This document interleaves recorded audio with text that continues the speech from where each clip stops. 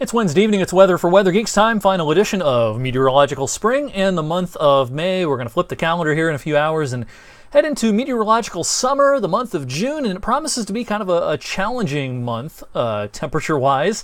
If you like it hot and humid, you may not like this June, and we'll get to that coming up a little bit later on. Let's first take a look at the last 6 hours on the radar and satellite composite. Of course, we had some heavy thunderstorms that pushed through the area earlier on this afternoon, and these were particularly problematic down in southern parts of Columbiana County. Elsewhere, they weren't much of a big deal at all.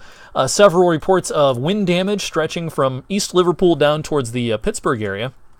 And yeah, local law enforcement in Pittsburgh this afternoon did report several trees down around town. This is right around 3:15.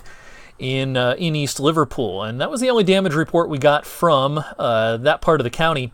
There was a severe thunderstorm warning out for a while. This is a radar loop of not the rain but the wind with this storm right around 3 o'clock. The brighter greens that moved through Salineville and then headed down towards Wellsville and East Liverpool right around 3:10, 3:15. Where you see those brighter greens, the Doppler radar was picking up some wind speeds of in excess of 50, even 55 miles per hour. So certainly fit the definition of a severe thunderstorm, or came very, very close anyway. But let's turn the page. Let's head over into the month of June. In the big picture for tomorrow, we're forecasting a high of 71, close to the average for that date. The record high on the first day of June back in a very hot summer, 1934. 96 degrees. First day of June features about 14 hours and 58 minutes or so worth of daylight, and May is going to go into the record books as the 26th wettest May on record, with a little over 4.5 inches of rain, and the 38th coolest May on record. Certainly a cooler May than we had last year. Meteorological summer is June, July, and August. Here's what the average highs are as we go through these 3 months. Of course, peaking in July at 82 degrees. That's our warmest average high in the calendar year.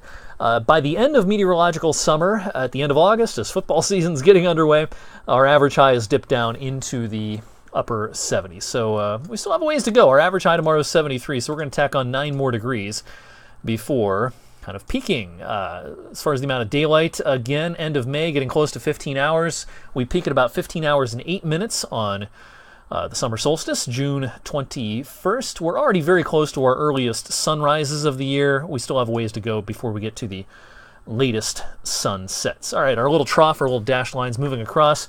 That goes away, gives us high pressure for tomorrow. Beautiful day tomorrow. Sun will be out. Few fair weather cumulus clouds midday, early afternoon. No big deal.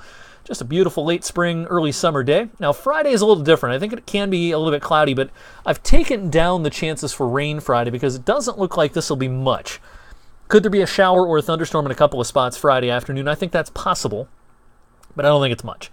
And I've also taken a more optimistic, there's a more optimistic feel to Saturday's forecast now. It all depends on the placement of this front. Yesterday's modeling kind of stalled it more like this. Today's modeling is a little farther south and west, and that means showers and thunderstorms are more likely to be farther south and west, which means most of Saturday should be okay. I've taken our rain chances in the afternoon down to 20%, so it looks largely okay. All right, before we get to the rest of the weekend forecast, one more preview of the summer forecast, which I'm going to do tomorrow on my weather blog, on this video, and on air as well.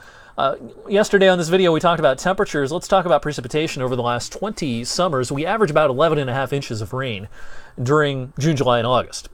We've reeled off 5 consecutive pretty wet summers. Now, last summer started dry.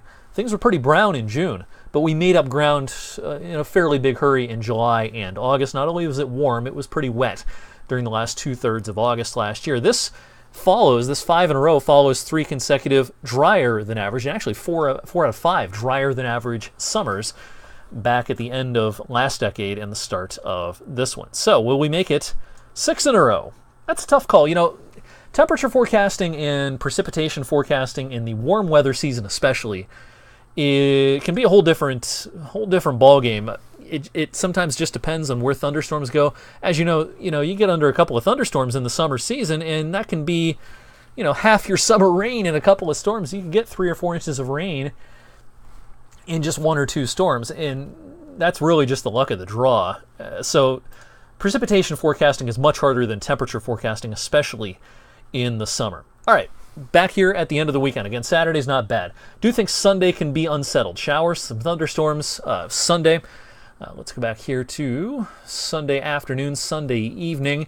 Do I think Sunday's a complete washout? No, but pretty likely that we'll get at least a few rounds of showers and thunderstorms on Sunday. After that, the story next week becomes the cool weather. Check out the European temperature trend here, European modeling for the middle of next week, mid-60s, and that might be a little optimistic. It's not outside of the realm of possibility that there's 1 or 2 days during the middle of next week that we struggle to get above 60 for a high, just depending on how things shake out. But yeah, pretty cool stuff by early June standards. That'll last a few days, and then there are more encouraging signs as we head towards mid-June that will break into a more typical summer pattern. So, good news, bad news situation. Good news is your energy bills won't be so bad because air conditioners will be resting for a lot of next week. That's tonight's weather for Weather Geeks. Again, summer forecast on this video tomorrow evening. Hope you have a great rest of this Wednesday evening. Check out my forecast tonight on 21 News at 11.